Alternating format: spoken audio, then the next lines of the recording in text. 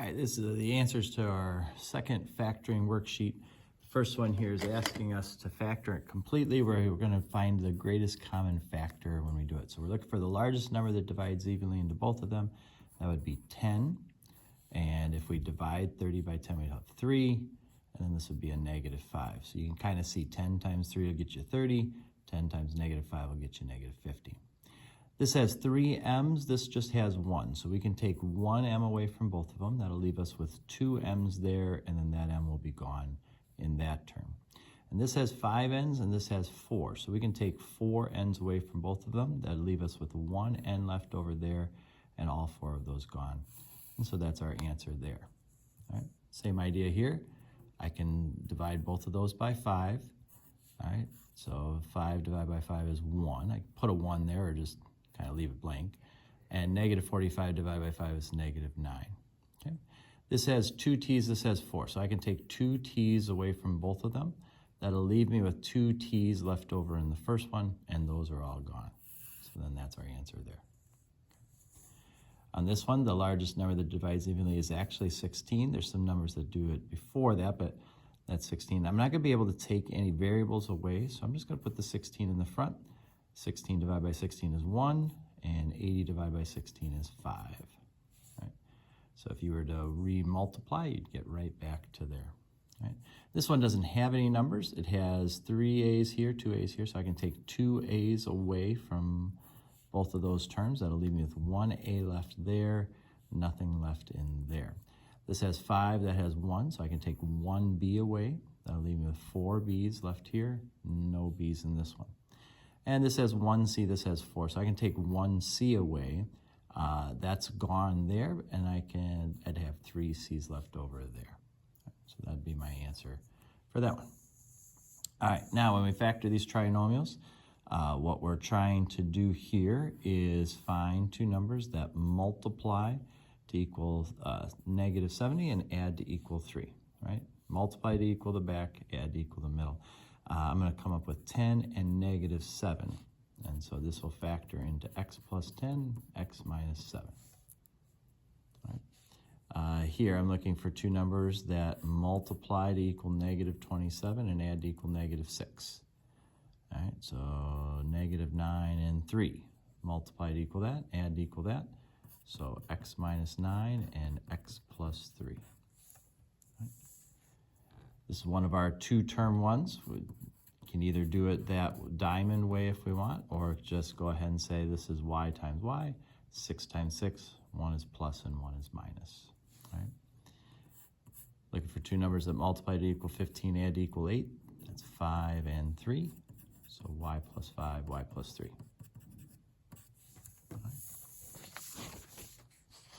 Now, this second part here says this is a 2-step problem. So what we want to do is kind of the combination of what we just did on the front side there. I'm going to take the 5 out of there. I'm going to divide each of those by 5. It's going to leave me with 1 here, 7 there, and 6 there. And then I'm going to take 2 m's away from everybody. That's going to leave me with m squared there, a single m there, and then no m's there. All right, so now I've got that kind of locked in. But here I can see I have m squared plus 7m plus 6. And so I'm looking for 2 numbers that multiply to equal 6 and add to equal 7. And that's 1 and 6. 1 times 6 is 6. 1 plus 6 is 7. And so that's going to factor into m plus 6 and m plus 1. So like I said, we're kind of doing both of those things, right? We're moving something out first, and then we're looking at what's inside, and we're trying to break that down. We'll do the same thing here. I can divide all those by 100, and I can pull 5 f's out.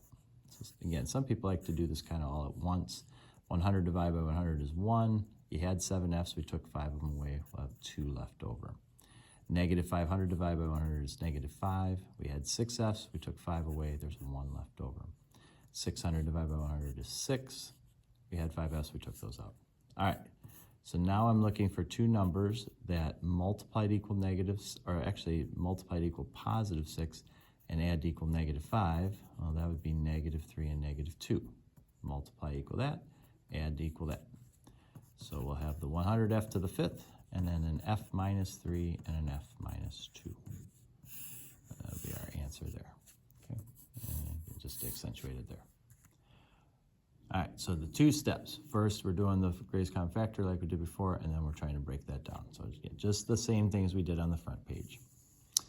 For this, it says we need to require the diamond and box method, and what that means is that when we go to do the multiplying here, like what multiplies, we have to actually multiply the front and the back numbers here. So we're going to go 3 times 5, and that's 15. That's going to go up top. That's what we're trying to get to multiply. The 8 is what we're trying to get to add to. So then we're thinking, well, what multiplies to equal 15 and adds to equal 8? Well, that'd be 5 and 3. We're going to put a little x next to those, all right? And we're going to come to our box. We know that these 2 things multiply to equal 3x squared. So we're going to put 3x squared there and a 5 right there, okay? And then we're going to put 5x and 3x in these boxes. It doesn't really matter which one goes where. Now we have to kind of reconstruct, like what made this happen, right? Well, the 5 was probably a 5 times 1. Now, I don't want to put the 5 here, or else how would I get this 3x, right? It's probably more likely that the 5 went here and the 1 went here. What did 5 multiply to make 5x inside here? Probably an x. What did x multiply to make 3x squared? Probably a 3x, right? So if you kind of check this out, 3x times 1, yep. 5 times x, yep, 5 times 1. All right, this all checks out. So these are my 2 factors then, x plus 1 and 3x plus 5. And that'd be our answer. All right, so same thing here. We're going to diamond this up. 5 times negative 11 is negative 55. Put a negative 54 down here. What 2 numbers multiply to give me this and add to equal this? Well, negative 55 and positive 1. All right, so when we go to do our box, we'll have our 5y squared. We'll have our negative 11. We're going to have a negative 55y and then a positive 1y. All right. So if I'm looking at this again, to make this y happen, it would probably be a y times 1. So I'll put it like that. To make the 5y squared, this would have to be a 5y. All right. To make this negative 11, this would probably be a negative 11 here. 5 times negative 11, negative 55. Hey, this all works out. We've got 5y plus 1 and y minus 11. And that's our answer there. Okay. Do the diamond on this. 4 times 10 is 40. 22 here. I'm looking for 2 numbers that multiply to equal 40, add to equal 22. That's 20 and 2. All right, so inside here, we'll put our 4x squared right there, our 10 right there. And I'm going to put our 20x and our 2x. Now, again, it doesn't really matter which one goes where. And I got to try to think of how to make this happen. So to get 2x would probably be 2 times x, right? That's probably the easiest. And then to make this 10 would be 2 times 5.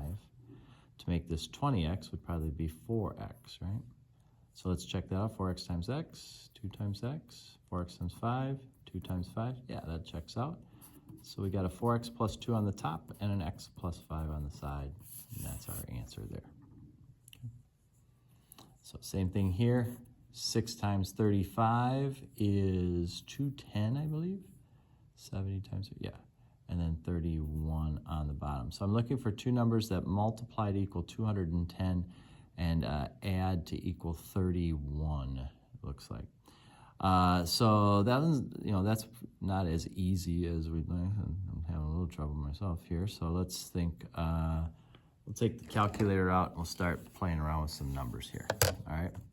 So if I go 210 divided by, say, 7, that's 30. So 30 and 7 would add to equal 37. That's pretty close. Let's go 210 divided by, divided by 10. 10 times 21 is 31. So there we go. 10 and 21. All right, not too bad. So the 6y squared is in here, 35 is here. 21y goes in one spot, 10y in the other. Now, this one gets, again, a little bit tricky because we don't really have something that's definitive. I don't know if this would be, this isn't going to be a 10 because that times what would give me 35, right? That probably doesn't make sense. So probably what we're looking at is maybe a 5 here. 5 times 7 would give me 35. 7 times 3y would give me that. 5 times 2y would give me that. 2y times 3y, 6y squared. 10y, 21y, 35. That one's a little sneaky, right?